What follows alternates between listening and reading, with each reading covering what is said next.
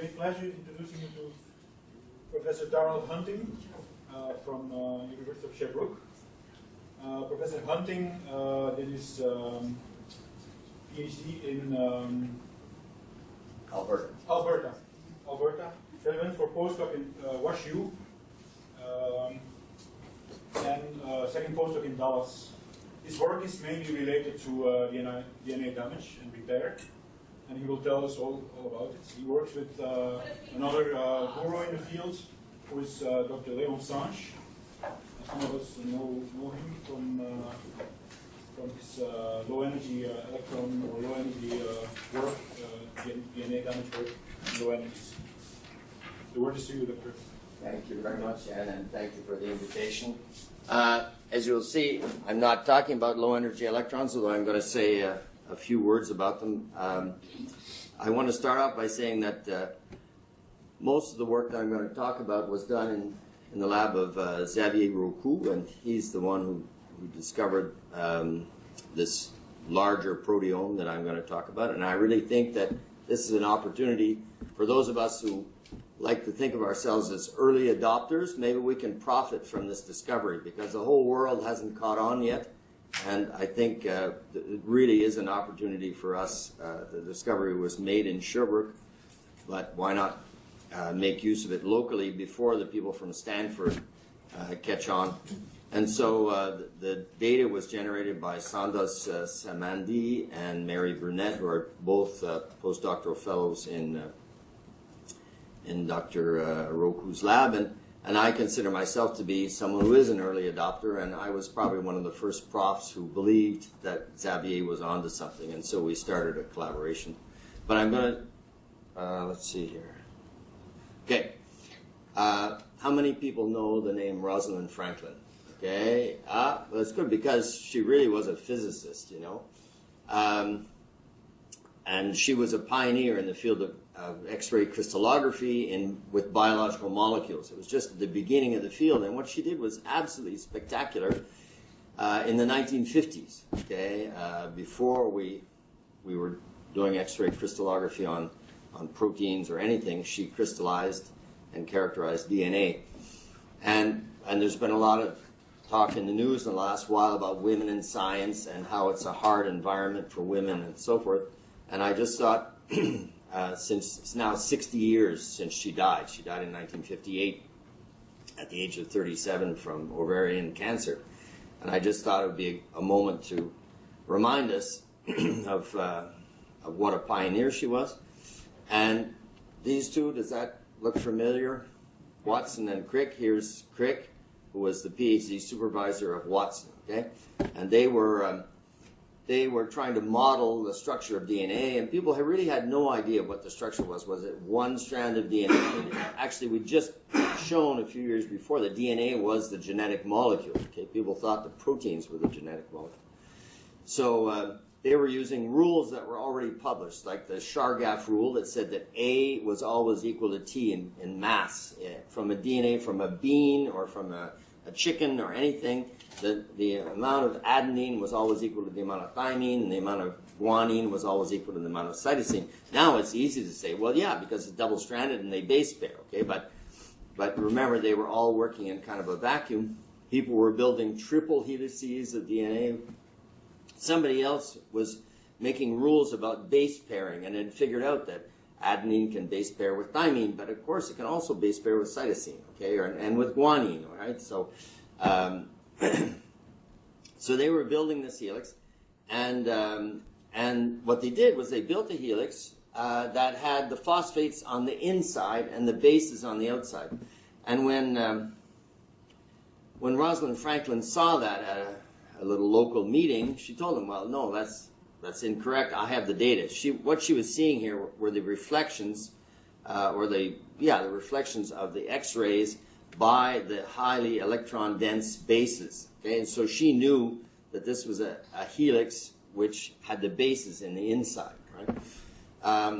And so she told them that, and somehow, at some point, and this is kind of a foggy part of history, but her colleague, Morris Wilkins, they were both like research scientists in an institute with a boss, all right? And so they were both more or less equal. And he took her data without her knowledge, and he handed it to Watson and Crick. Okay, and so they realized, well, my God, you know, the bases have to be inside, the phosphates have to be outside.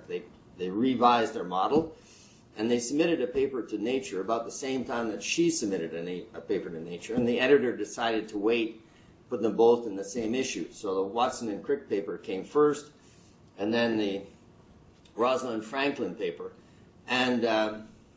but Watson and Crick never mentioned that in their model they used her data to build the model. Okay, and so what they said was later on they said, well, her X-ray crystallography data proves the model. Okay, well, it doesn't prove the model; it was used to build the model. And this is something that I think we all have to be aware of when we're doing artificial intelligence and algorithms and everything like this. If we use some data to build the algorithm, we can't use that data and say, look, it predicts the future. No, it doesn't predict the future. You built that in, you know.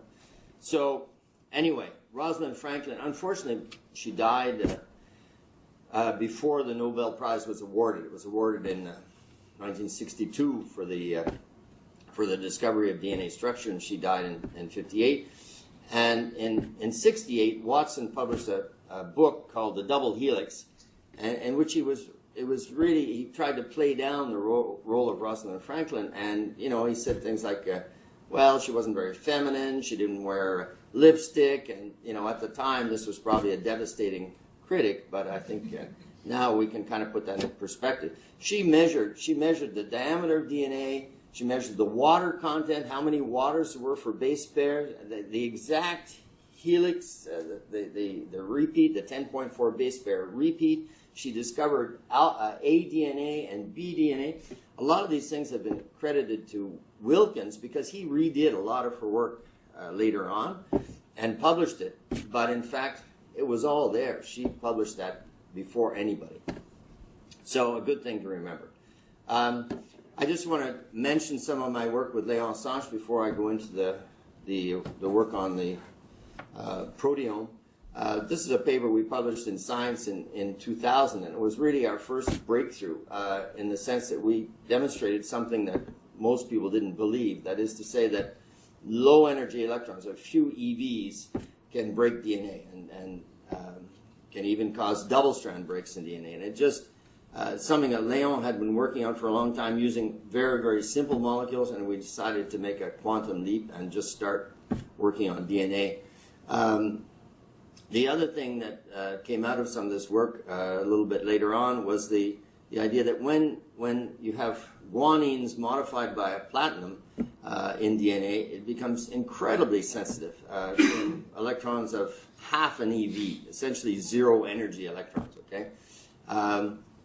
And also, it also makes the DNA sensitive to hydrated electrons. And I know most people poo-poo hydrated electrons. They're just a chemical species that's actually has negative potential energy, and mostly does simple base damage. But in fact, when you have a platinum attached to a guanine, well, to two guanines, it makes kind of a cross-link between a GG.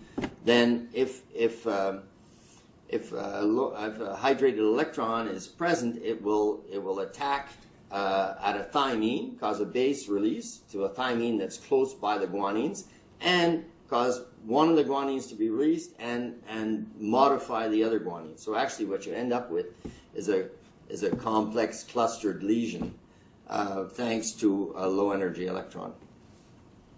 And some work that we did with one of my graduate students, Sadua Sabani, worked on looking at cluster damage. It turns out that if you actually look at in a model system, you take a plasmid and you damage it, and you see what damage is in it. How many frank double-strand breaks are there? How many hidden clustered damage are there? Because you have to digest with repair enzymes to reveal these damage. You look at all these things, it turns out that you can kill half the plasmids. Killed, by kill I mean when you transfect them into an E. coli, they're not able to form a colony. Okay, so the plasmid is not viable, all right? You will have maybe 5% of the plasmids will have a double-strand break at a given dose, but 50% of the plasmids will be non-viable, right? And that's because they've got a lot of hidden damage that can be revealed once the E. coli or us or whatever try to repair the DNA, because when you start repairing base damage, you can end up easily with a double-strand break, but you wouldn't see it as a frank break. And so that's one of the things that I've done with Leon as well. All right, so now protein synthesis. This is something that Xavier discovered in a serendipitous fashion. He was working on a prion and discovered that there were more than one protein coded on the RNA, which goes against a basic dogma that we have for eukaryotic cells: one protein per RNA. Okay, and so this just is a diagram showing the process of translation of the information in an RNA, in a messenger RNA, from the start codon, the AUG, to one of 3 stop codons, in this case UGA, right? And so the ribosome unit attaches to the AUG and goes along and adds amino acids according to the genetic code, where you have 3 bases specify a given amino acid. All right, and then you can have a whole series of ribosomes moving along, sort of like a necklace moving along the RNA. The RNA, of course, can be thousands of nucleotides long. And then finally you reach the stop codon and it terminates in a protein. And here Xavier calls these reference proteins because they're in the databases, right? The database that we use, that we search all the time to find out about a particular protein, all right? And a lot of RNAs a long time ago were annotated as non-coding, NC RNAs, okay? Because when we sequenced the first genomes back in the 90s, all right, and we sequenced the human genome and lots of genomes, we started scanning them, and there were just thousands and thousands of start codons and stop codons, and what we call open reading frames, ORFs, all right? And it was overwhelming because we had slow computers, we didn't have much memory, we really, it was very, very difficult to handle, especially open reading frames less than 100 codons. And so a decision was made, sort of arbitrarily, well, absolutely arbitrarily, by bioinformaticians to just say anything under 100 codons isn't interesting. Of course, we know that's not true, all right? Insulin's like, well, it starts out at 107 amino acids, but it ends up as, that's pre-proinsulin, and when we finally finish with an insulin molecule, it's only about 50 amino acids, but you know, it's a crucial protein. So we know that that was a crazy rule to make, but it was made, and it was forgotten, absolutely forgotten. You look in the database, and you won't find very many proteins under 100 codons because we just decided they don't exist. And so all those proteins that were potentially coded by non-coding RNAs can probably be added to the proteome. All right, so then the other rule that was made, and which again doesn't make any sense really to a biologist, because it was just decided, again, it was noticed that most messenger RNAs carried 3 to 4 proteins, potentially open reading frames, okay? And it was, again, we know viruses, we knew at the time that viruses and bacteria have polycistronic messages, all right? That lack operon in E. coli or other bacteria. It's a whole series of proteins on one messenger RNA that are all used in the same metabolic pathway, the metabolism of lactose, okay? And it makes sense. You put them all on the same message. But it was decided, again, for reasons of computer speed and memory size, to just decide that it would be one message, and we take the longest message. And now when you think about it, look at this ribosome. How does this ribosome know that that AUG is going to code, is going to begin coding for the biggest protein on that message? How could it possibly know that? It doesn't have a sensor to know that 2,000 amino acids further on, this is BRCA1, okay, has no way of scanning that and then going back and saying, okay, well, now I'm going to choose this AUG over another AUG, okay, because it's just impossible, okay? So, of course, it's easy to criticize previous decisions, but it's a decision that has had a huge impact on the field of proteomics and on oncology as well, because people still believe it. They still don't want to publish a lot of these papers because they say, well, no, we know there's only one. Well, how do you know there's only one message, only one protein per message? You don't know it. It's an assumption that was made with no evidence, okay? So if we look here, there are about 20,000 protein coding genes. We have about 23,000 genes in the human genome, okay, but about 20,000 actually code for proteins. And then you end up with about 80,000 proteins that are formed because you have alternative splicing and you have post-translational modifications like insulin, pre-proinsulin that's converted, and you end up with a protein, a C protein plus an insulin. So 80,000. All right. Now, here we would say non-coding RNA gives nothing, and we have just one protein per message. Yeah, the single rule is just, it's not inaccurate, it's just not true, okay?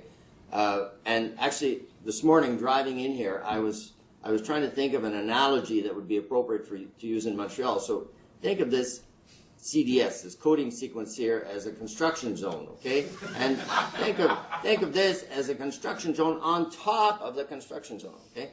So the thing is, when you have a reading frame, when you have a codon system with 3 nucleotides, all right, you can imagine you can just move by one nucleotide, shift, okay? And now everything is shifted. You're not specifying at all for the same amino acids, and you can do that with a sentence. Imagine we start here at F forgotten, but we could start here at the orgotten, okay, or rotten, okay? And so that's what happens here. The alt-orf, in this case, is completely on top of the sequence for the reference protein, for the CDS, which is in all the databases, but it gives you an entirely different protein.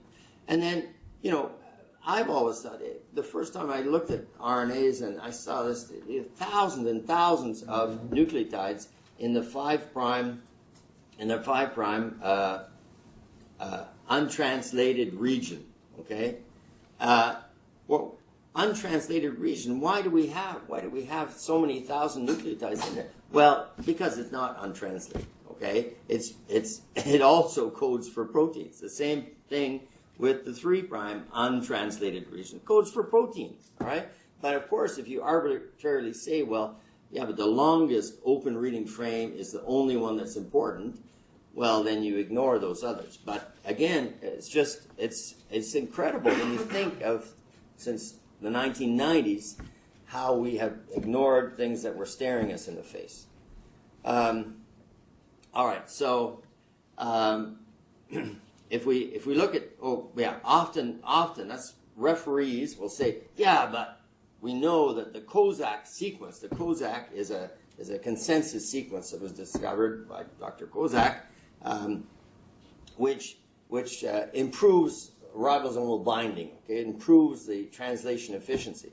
But if you actually look at that consensus sequence, if you look at different databases, ensemble, okay, so 28,000 of the proteins in ensemble have come from an RNA with a Kozak sequence, but almost 60,000 come from RNAs that don't have a Kozak, okay, in front of that particular reading frame, okay?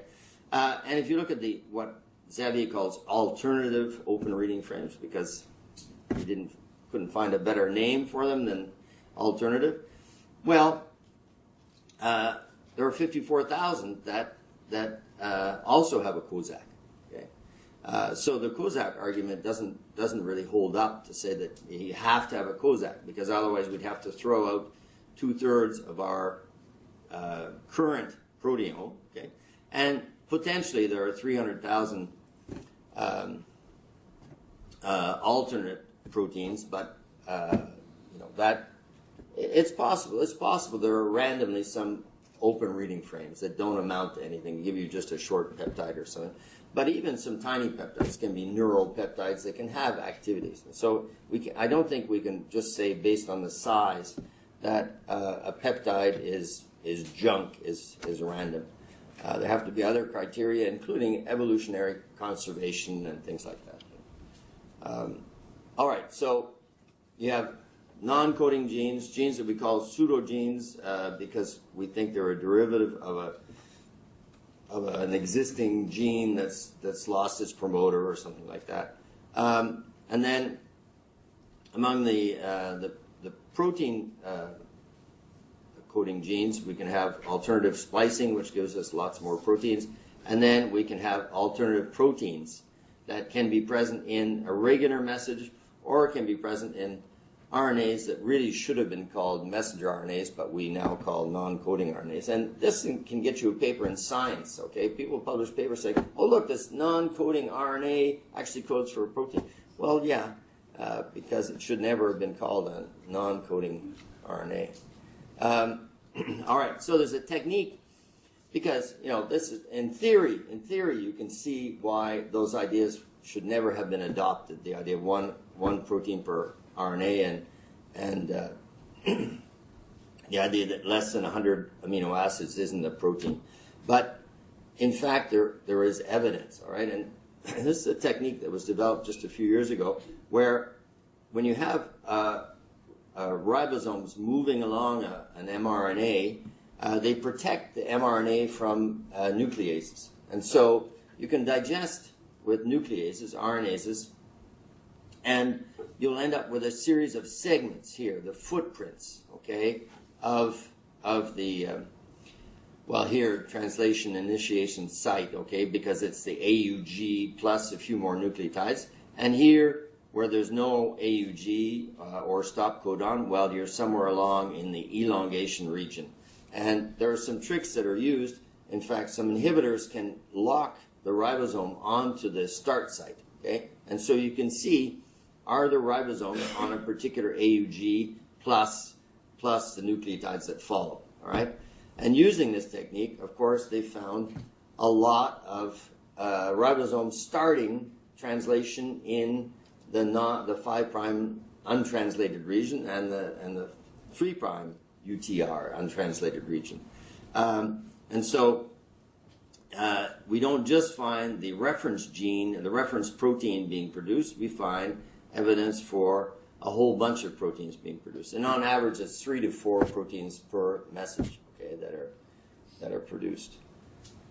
So that's ribosomal profiling, and I'll show you that in a little while, how that has helped. And then mass spectrometry, okay?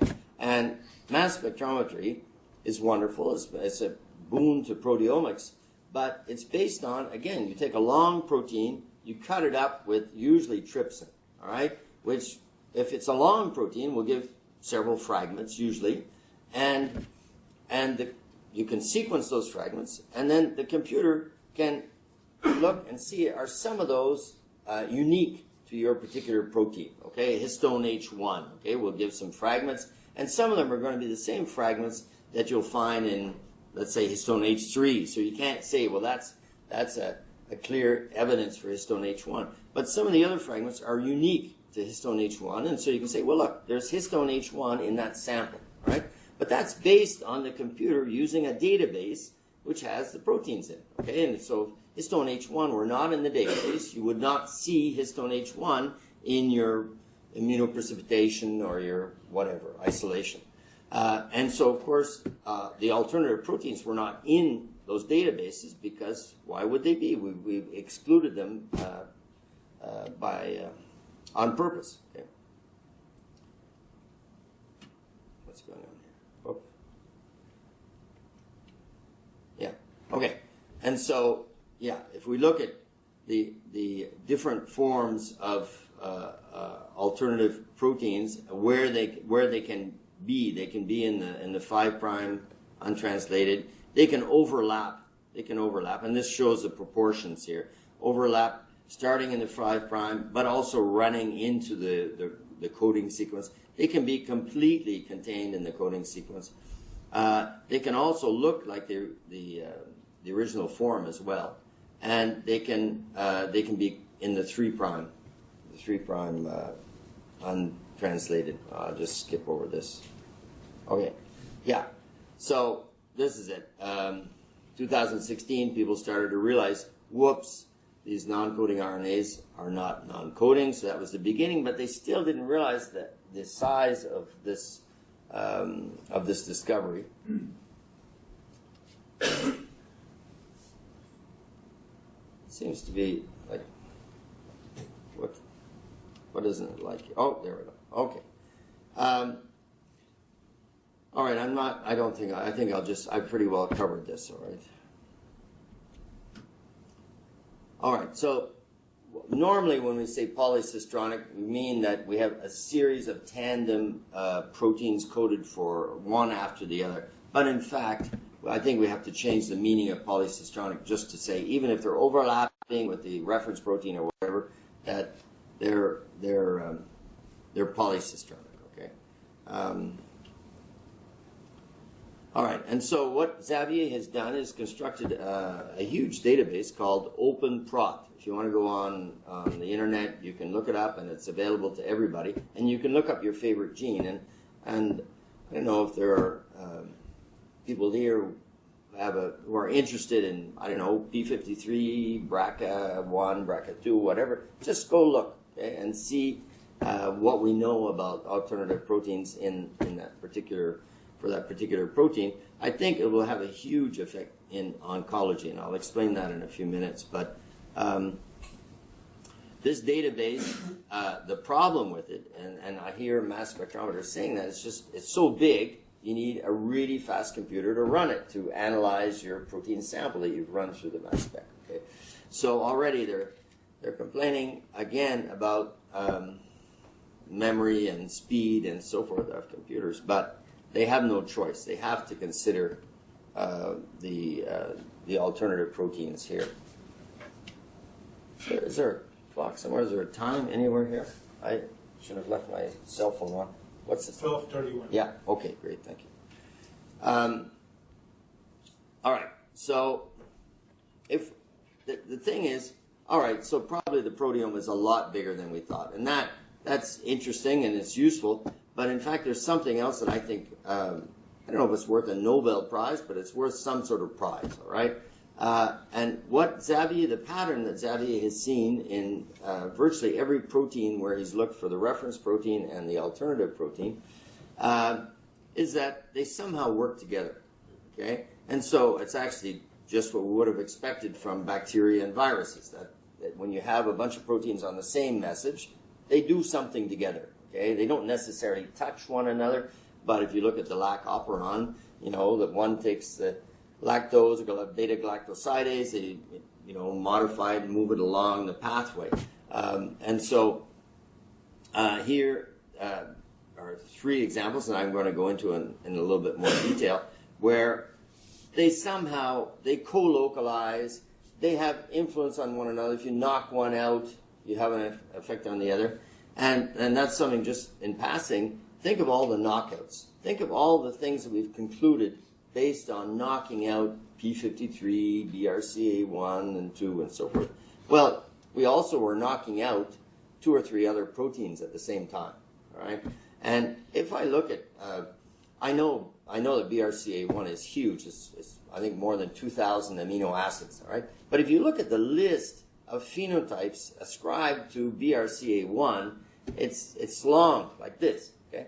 But in fact, BRCA1 has 19 alternative proteins in the message, in the same message, 19, okay? And some of them are very tiny, and maybe they're not important. But supposing those 19 work with BRCA1, okay?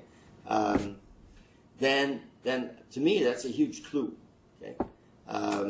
And so that's what I think is the most important part of this discovery, is this useful lever. It's given us some leverage to know that, okay, if they're on the same message, they probably do something together. They're probably in the same interactome. They're in the same metabolic pathway, something like that. And here, I sort of got ahead of myself. This is looking at transcription initiation sites using ribosomal profiling and mass spectrometry. So what is the evidence? Well, there are almost 12,000 of these proteins that have been detected by alternative proteins, okay, detected by ribosomal profiling, okay, looking at transcription initiation sites, translation initiation sites, which should not be there, okay? There shouldn't be any translation there if we believe the original dogma. But in 12,000 messages, there are different kinds of messages. There are translation initiation sites. Mass spectrometry, because you can reanalyze, all this data is available on the web, and so Xavier has analyzed a bunch of these databases. And when you use his OpenProt database, then you can detect 4,400 new proteins. Okay, and in almost 500 of the cases, we have evidence for them both. Okay, but there's still reference proteins that we have trouble detecting by mass spectrometry. So it doesn't bother me that we haven't. Well, the other thing I have to say is that a lot of experiments never bothered to look outside the coding region anyway, okay, for translation initiation sites. So this is just the beginning, but I think that it is really an iceberg, and that this is just the tip of it. Yeah, I'm just going to go over this very quickly here, but it's interesting that there are over 100 zinc finger proteins found within the alternative proteins. Of course, there are over a couple thousand in the reference proteome, but among those 100 zinc finger proteins, I think there are about 80 that both the reference protein and the alternative protein on the same message have zinc fingers. Now, zinc fingers are often used to bind to a site in DNA, like in PARP. PARP binds to single-strand breaks in DNA, and it uses a system of actually 3 zinc fingers. And here we look at the number of zinc finger domains among different alternative proteins. Well, some of them have just 1 zinc finger domain, which is certainly not unusual. 2, 3, and up to I think 17. Oh, here we go, 23. So. Of course, in general, alternative proteins are shorter than the reference proteins because they were chosen that way. They were excluded because they were small. They were smaller than the longest reading frame on the message, right? But some of them are still quite large proteins, and probably one of our biases has been we've defined domains based on bigger proteins, and there's a whole universe of small proteins where we'll have to understand their secondary and tertiary structure. Yeah, I'm just going to skip over that. Okay, so here is an example of a dual coding gene where it overlaps with the reference protein. Okay, and so is there cooperation? Well. This gene is involved in a genetic disease called spinal cerebral ataxia type 1, and it's another case of these glutamine repeats. Okay, these triplet codons that get amplified from one generation to another, and here in the normal situation, if you've got 19 to 36 glutamine repeats, then you have a normal phenotype. If you go too far, 39, 82, then you have the pathology. Okay, and if we look here, so this is looking at the nucleus here with first dye, and the alternative protein and normal protein, then the merge, okay? You can pretty much see that most of these dots, I hope you can see that there. Yeah, you can see they're superimposed. The green and the red are pretty much superimposed. So it doesn't prove they work together, but it's a strange coincidence that the alternative protein and the reference protein from the same message end up in more or less the same spots in the nucleus.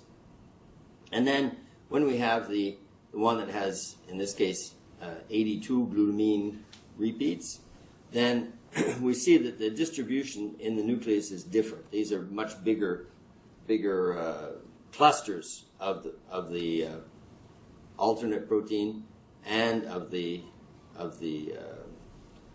mutated reference protein, but again, they superimpose. Okay. And there are, I think Xavier has 8 or 9 of these proteins characterized so far. It's a lot of work to either get antibodies or use a flag tag or something like that on the protein and so forth to do all this. But he hasn't picked them for any particular reason other than that they are connected to some sort of disease. Okay, but and then here we can see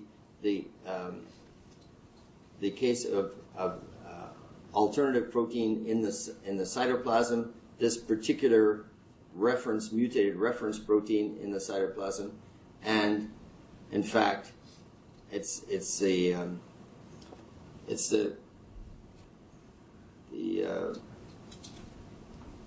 distribution is more or less identical. Okay, so the mutant protein should be, normally the normal protein should be in the nucleus, but the mutant protein in this particular case is in the cytoplasm, and it looks as though it forces the alternative protein that's coded on the same RNA to go into the cytoplasm. Okay, where it wouldn't have been if this protein was there.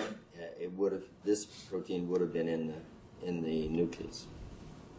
All right. Mid51 again. In this case, the alternative protein is present in the 5' UTR. Here's the normal protein, and they're involved in mitochondrial fission. Okay, the division, if you like, the multiplication of mitochondria. And so they both end up in the mitochondrial membrane. If you look here, the superimposition is kind of a yellow color, the red and green superimposed, okay? So that doesn't prove they work together. But oddly enough, they both give a similar phenotype when you overexpress them. Okay? If you overexpress the mid-51 or the alt-mid-51, you get changes in the morphology of the mitochondria, which are very similar, whether it's the alt or the mid. Okay. And I won't go into the detail of the FUS gene, which is involved in Lou Gehrig's disease, ALS, because the data were generated by a postdoc, but haven't yet been published. Okay. But again, with the FUS gene, certainly I'm convinced that these two proteins work together. All right, so what do I think that means for oncology? I think it means, I'm just going to skip, can I skip ahead here? Yeah. An interactome, okay, very, very simplified, oversimplified interactome, BRCA1, P53, PCNA, MDM2, all sorts of proteins that we know that somehow help one another out or collaborate or whatever. Well, ATM, but this is this type of interactome doesn't recognize at all other players, and it will be a big advantage if ATM has a bunch of alternative proteins. Well, we'll know that they are somehow involved in collaborating probably with ATM, and that could be a big help to us because some of them may be what the pharmacologists call druggable, okay? Some of them may be biomarkers. and we've been ignoring them for a long time. And so when I look at the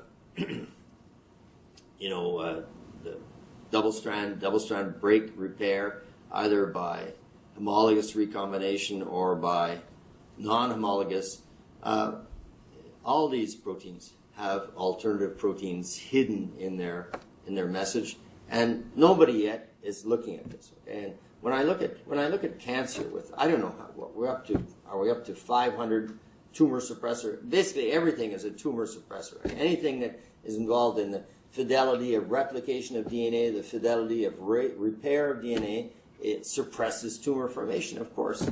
And so the cancer field is far more complex than something like ALS or something where there would be a few genes. Okay?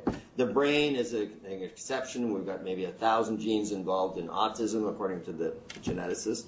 But cancer, for compared to most other diseases, will be the most complex, where we have the biggest potential benefit from knowing who the other players are. And PARP1 has a bunch of alternative proteins hidden in its message. And all right, so here is OpenProt, and in this case, I asked for BRCA1, and I just put 3 here, but there are 19 alternative proteins hidden in here. And so if you go onto the database, it'll tell you, is there MS data? Okay, well, in this case, I think there's only one of the 19 proteins where it's been detected by mass spectrometry. Is there ribosomal profiling data? Well, I don't think there are any of the domains that have been detected. Any of the 19 have been detected. In some cases, there's a lot of evidence for several of the alternative proteins. P53, I've forgotten how many there are. There are a bunch of alternative proteins as well for P53. All right, so, and this is a slide Xavier made with, sort of monochromatic, where we just have a simple vision of the proteome, where we have one protein per message, non-coding don't carry any message, and only by some magic, which nobody can understand, only the longest ORF, only the longest open reading frame would be turned into a protein. And this is the more realistic vision of the proteome. And one of the reasons that I was interested in working with working with Xavier, where I thought there was a lot of potential, is in oncology. And when I look, what's the probability that we have 2 genes, BRCA1 and 2, huge proteins, 2,000 and 1,000 amino acids, that account for a lot of breast cancer. And then all of a sudden, the rest of the genes that we find, P53, P10, there's a whole bunch that are just contributing minuscule amounts to breast cancer. Okay, it strikes me as just a bizarre kind of distribution. Okay, and the other thing that strikes me is that when I talk to medical geneticists, like Sébastien Lévesque at Sherbrooke, of the women who come in with breast cancer, young, premenopausal, 25 years old, 35 years old, they've got, according to the algorithm, they have familial breast cancer. Okay? But in 70% of the cases, the battery of 12 genes that are looked at, BRCA1, 2, P10, and so forth, shows up nothing. There's no pathological mutation, okay, among that battery. And they say, well, there must be some other genes. Yeah, but the other genes are even contributing less. Okay, we're going down to like low probabilities. All right, and so I just wonder, is the BRCA3 that people have been looking for, is it just hidden within a coding sequence or within a message, which we would ignore in general? Okay, if it's down on the 5' UTR or 3' UTR, we may have just ignored a a lot of these proteins, which, because otherwise, where's the other 70%? Okay, if you're 25 years old and have breast cancer, yeah, it's possible. It's possible it's just a spontaneous mutation and so forth. But it happens with a high frequency that we cannot find the genetic marker for a lot of cancers. Okay, and there, 3 out of 4 of our kids and our horse, which is called who's called Spirit. All right. Thank you very much.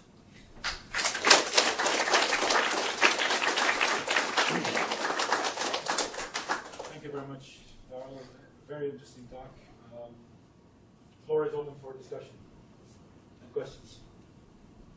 I forgot. I was going to give a list of questions to you, but I forgot. Sorry. It's all right if you want to ask questions later. You know. I have a question. Yep. Okay. Good. Oh. Yeah. Yeah. I'm sorry I haven't got much voice today. That was very interesting. I do think that the idea that the proteome is bigger than the genome has been in people. I mean, we know that, don't we? When various organisms were sequenced, the number of genes turned out to be much less than was predicted. So it's sort of intuitive that the proteome is bigger. But I think this is really very interesting from the point of view of targeting specific sequences. But if you're targeting the reference gene, what you're saying is you take in all of the alternate sequences. If you knocked out the reference gene, yeah. Yeah, you knock out. Yeah. So the idea of doing, at the experimental level, of doing experiments where you target alternate sequences, I say what I'm saying is it seems to me you've hit the big target and taken in all the little targets. Yeah. So is it profitable to start shooting at small targets? Well, yeah. I mean, for example, you now with CRISPR. I mean, it's harder than people pretend, but you can actually mutate if an alternative protein is in the 5' UTR or the 3', you can mutate the AUG so that it won't be expressed. So you can do knockouts on the ones that are outside the reference area. When they're in the reference area, then it becomes more difficult because when you mutate the AUG, you might well mutate one of the codons in the reference. Well, you would mutate, but of course, because of the redundancy of the genetic code, you can sometimes get away with it without changing the amino acid in the reference protein. But it becomes much trickier, and it's so much work. And when nobody believes you, I mean, it's too soon to do some of those experiments. You know, first people have to accept the concept, and in the meantime, I'd like to profit from the fact that Stanford's not interested in this. You know. Excuse me. So, anyone else? Go ahead. I'm just curious what you think the holdback is from the rest of the scientific community. Why are they so, not scared, but slow in accepting the data that you're presenting? Well, it's actually sort of a truism that scientists are amazingly intellectually constipated. I mean, no, but look, there are so many examples where people were absolutely right, and it took us years and years. And that's often why someone gets a Nobel Prize, is because we didn't believe them. I mean, an example I'll give from my own field, Paul Modrich, who discovered mismatched repair. I remember I was present at some of his talks, and people were just, oh, that couldn't be. You know, it didn't make any sense that if you have one set of base pairs that are mismatched, that are you put in a T where you should have put in a C or something like that during replication, that a cell would digest like 1,000 nucleotides to get back to that mismatch and correct it. It didn't make any sense, you know. But he was absolutely right, and 20 years later, he got a Nobel Prize for that. Okay, but we weren't. Even me. I mean, I consider myself to be an early adopter, but it just for an E. coli to be going around digesting thousands of base pairs to try to have a high replication fidelity. If you look at Barbara McClintock, she discovered transposons in the 1940s, 47, before anything. She was just working on chromosomes. She didn't care what was the genetic molecule. She was an expert on chromosomes and working in corn. And the only explanation she could come up with was the idea that there are jumping genes that can move within the chromosomes and actually stop the expression of a particular gene. And people made fun of her, and she was an unusual kind of person. But at the same time, there were personal attacks on her as a person, and so she stopped publishing on that. She published on chromosomes and all sorts of stuff. And I don't know, it was in the 60s or 70s, probably in the 70s, that people discovered transposons in bacteria.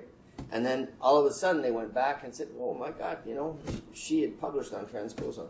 So I don't know when it was, maybe in the 80s we gave her the Nobel Prize, But it took us a long, long time, and we needed another discovery to believe what made sense. I mean, look at the data, okay? There was no other easy way to interpret her data. So, no, I think it's a real problem. We all have to think about that. Why do I believe what I believe? Okay, and people will just say, "Well, we know there's just one protein coded in one message RNA in eukaryotes, but not in E. coli, not in bacteria, not in viruses. Those are exceptions. Okay, but as soon as we fall in the, if I look at alternative proteins, some of them." About 6 alternative proteins are present in yeast and in humans. The same alternative proteins have been conserved between yeast and humans. Okay? You'd have to read, but it only takes one referee. One referee. You can have 3 or 4 referees who say, well, this is great work and deserves to be published, and one who will say, yeah, but. So we should fight against this kind of intellectual dogma where we believe something with no hard evidence. So Darryl, you show these immunoblots where you can show that these alternative reading frames or proteins created by alternative reading frames are co-located with the main ones, or the reference ones. Yeah. So you say this is not a proof that they work together. No.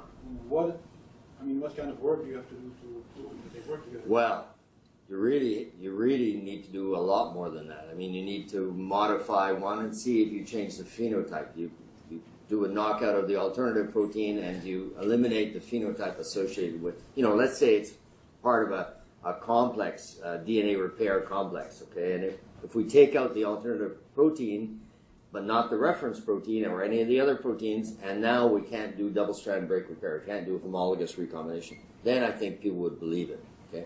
But that hasn't been done yet, although, as I showed you, some of the phenotypes, when you overexpress it, it's much easier to overexpress the alternative protein because you put it on a vector and you crank up the vector, but no, it's going to be specific knockouts, I think, that are going to convince people that these alternatives really are working. I mean, the BRCA1 alternatives, you're going to have to knock out maybe 19 of them to get all the different possible phenotypes. The other thing I was thinking about is we often in the clinic, there's these exceptional cases of patients. Is there anything like, we have studies here where the survival, I'm thinking about George Inuda, he has a study with glioblastoma where the survival in his protocol is so much higher than anything that they've ever seen them. And he wants to look individually to these patients. Yeah. Yeah. Is there anything that can be done along the lines of samples from those patients? I think so. That, in terms of, if you want biomarkers or whatever, that's part of the characterization of the patient, but we're just, for the moment, we're not looking there at all. But we can't. Okay. On this note, thank you very much for this very interesting talk. Thank you for your attention.